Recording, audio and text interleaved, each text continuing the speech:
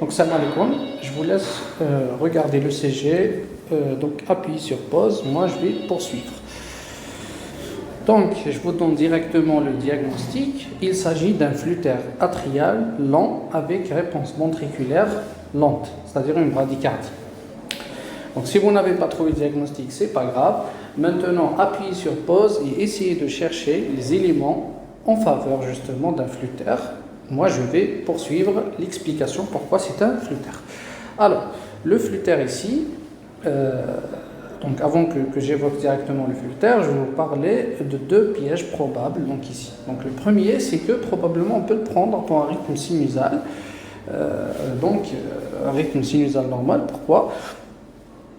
Parce qu'on peut confondre l'onde P avec celle-ci, c'est-à-dire un rythme sinusal avec une onde de P et un BAV de premier degré, ici. Parce que le PR, il est long. Donc ça, c'est le premier piège. Comme on peut le prendre pour un rythme sinusal normal en prenant cette petite, on va dire, déflexion pour une onde de P. Ça, c'est le deuxième piège. Le troisième piège, on peut dire que c'est une fibrillation atriale parce qu'on a l'impression qu'il y a une trémulation justement de la ligne isoélectrique, surtout ici par exemple, si on ne regarde pas bien, et même en V1, etc. Or qu'il s'agit un petit peu d'un ECG parasité et tellement le flux-terre est lent, il est un petit peu difficile à voir. Maintenant, pour le flux-terre donc proprement dit, donc on regarde ici en V1, on va voir vraiment les ondes de F ici, avec une activité qui sont très très régulières, parce que si c'était une FA, ça aurait été irrégulier. Donc on voit que les intervalles qui séparent ces ondes de F sont assez réguliers. Donc c'est une activité atriale très régulière en faveur d'un flux-terre. La polarité, elle est positive, c'est-à-dire c'est une déflexion positive comme ça, au niveau de V1, et c'est l'un des critères justement d'un flux-terre. Il est juste un petit peu lent, il est aux alentours de 220 battements par minute, c'est-à-dire l'activité de flux-terre, c'est pas la fréquence ventriculaire, c'est la fréquence atriale. Normalement, le flux-terre il est entre 250 et 350. Donc, quand vous avez comme ça un flux-terre lent, il faudra suspecter justement est-ce que c'est pas une intoxication, bien sûr, dosage, un bloqueur des canaux sodiques par exemple. Et maintenant, on part au niveau des dérivations inférieures, D2, D3, AVF. C'est là qu'on voit souvent, normalement, un flux-terre typique avec le fameux toit d'usine comme ça, à polarité négative. Donc là, de première vue, ça ne paraît pas bien, mais quand on regarde vraiment bien, on voit quand même ici, ça c'est un peu parasité, mais on voit quand même là, on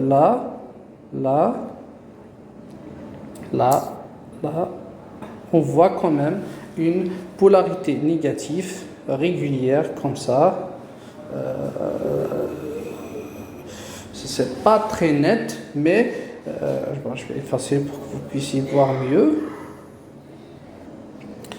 Donc voilà, on a une ici, on a une ici, on a une ici, une autre ici, une autre ici. On voit quand même une autre ici. On voit quand même une petite déflexion comme ça, négative. C'est pas très visible, c'est un petit peu donc difficile à voir, mais il y a une légère polarité négative au niveau de D2, D3, AVF et une polarité nette positive au niveau de V1. D'ailleurs, c'est ce qui a évoqué le plus le diagnostic de flux-terre. On voit en plus de ça un bloc intracardiaque ici. Donc on en voit un crochetage aspécifique ni d'un BBD ni d'un BBG. Donc c'est un bloc intracardiaque. Donc ça peut être ça peut être donc le CG mal fait, ça peut être des séquelles d'infarctus, ça peut être de la fibrose, ça peut être des calcifications chez le sujet âgé. Tout ça donc c'est à rechercher. Donc conclusion, c'est un flux-terre atrial lent avec réponse ventriculaire lente et un bloc intracardiaque. Donc il faudra rechercher une intoxication ou un surdosage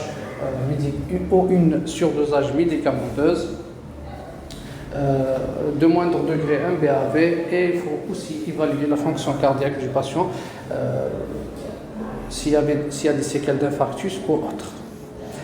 En dernier, une astuce: si jamais on tombe sur un flux d'air qui est rapide, c'est-à-dire l'activité atriale elle est rapide avec une réponse ventriculaire lente, là on cherche toujours une intoxication médicamenteuse et un BAV aussi.